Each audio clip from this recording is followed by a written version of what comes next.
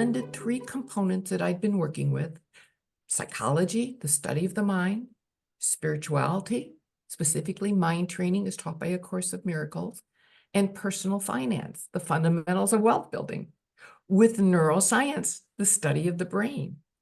And weaving these four components together, I spent several years developing this three-step formula for altering the neuronal circuitry of your brain, which enabled my clients to confidently, knowledgeably, efficiently create wealth and well-being and whatever else they wanted. So let me tell you how the process works.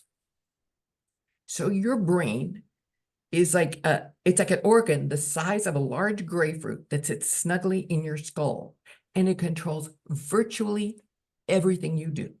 Inhaling, exhaling, spending, saving, everything you do. Your behavior is controlled by your brain. Your mind, on the other hand, is not an organ.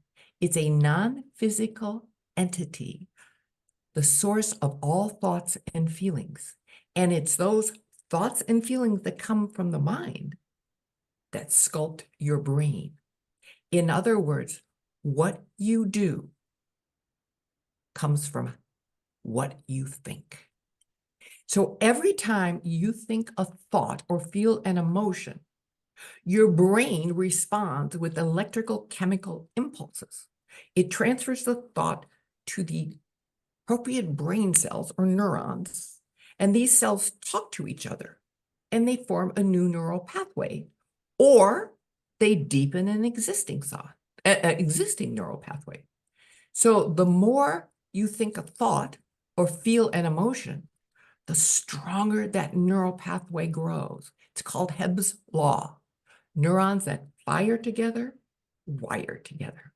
And as you continually repeat a thought or feeling, it's like little shovels. Every thought you repeat deepens that neural pathway into a well-traveled rut, and a habit is born.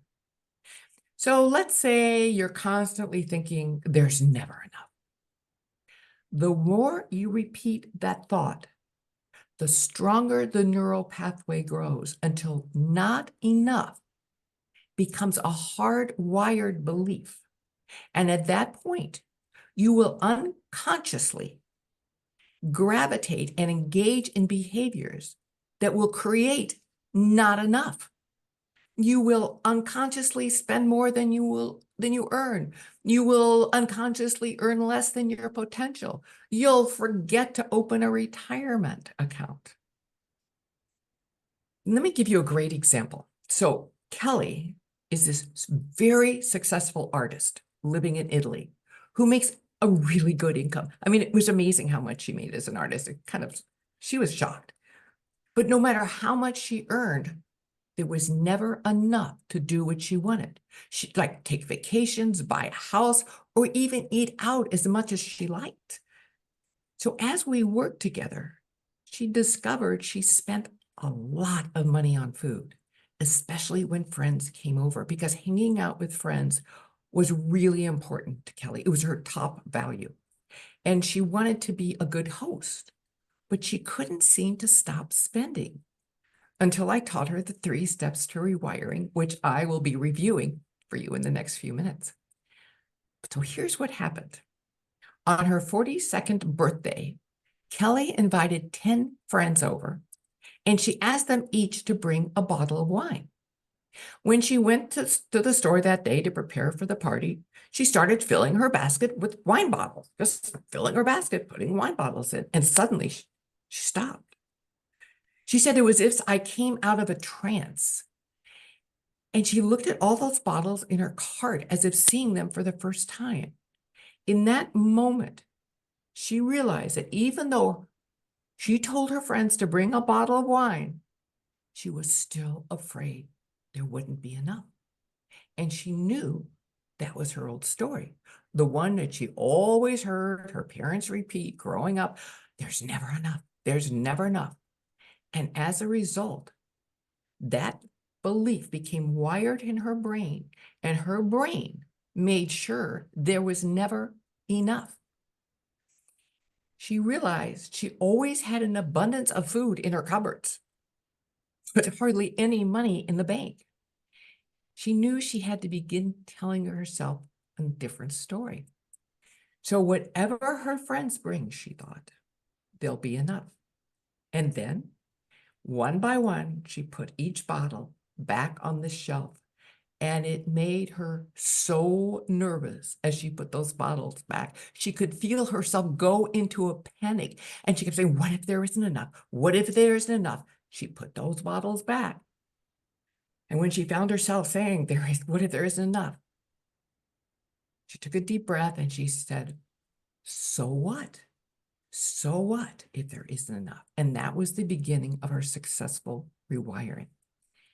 I will tell you, breaking free from habitual habits, from telling your old story, is far more complex than simply saying, okay, today I'm not going to worry about money, or I'm no longer going to spend, and then follow through, because your brain is lazy. Your brain does not want to change.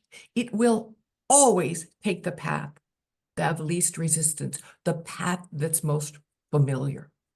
So every time you try to oppose an ingrained automatic response, your brain cries out, stop, don't do that, it's dangerous. And despite your best efforts, you will be sucked back into that hardwired neural pathway as if you were a speck of dust in front of a giant Hoover. It'll just suck you in. And there's 3 reasons why rewiring is so hard.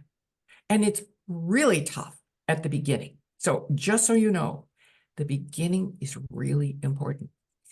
You will not want to do the rewiring. You won't want to stick. You won't even be able to stick to it. And that's because 3 things are happening. First, you are fighting the fierce gravitational pull of a well-worn pathway. Second, you're experiencing chemical withdrawal from neuropeptides, the old thoughts or emotions released in the brain. Like it actually releases chemicals like oxytocin or dopamine that actually becomes addicting. And third, there's a payoff for not changing. And we're not going to talk a lot about this, but I think it's important to mention. Often the dysfunctional behavior that we've developed has a purpose. It's a distraction from repressed pain, trauma, stress, or uncomfortable emotions like anger. And when you stop the distraction, when you stop the overspending, you feel the pain, which is what you've spent perhaps a lifetime avoiding. So avoiding becomes a coping mechanism and a hardwire habit. So sometimes rewiring those neural pathways requires first healing that pain and trauma.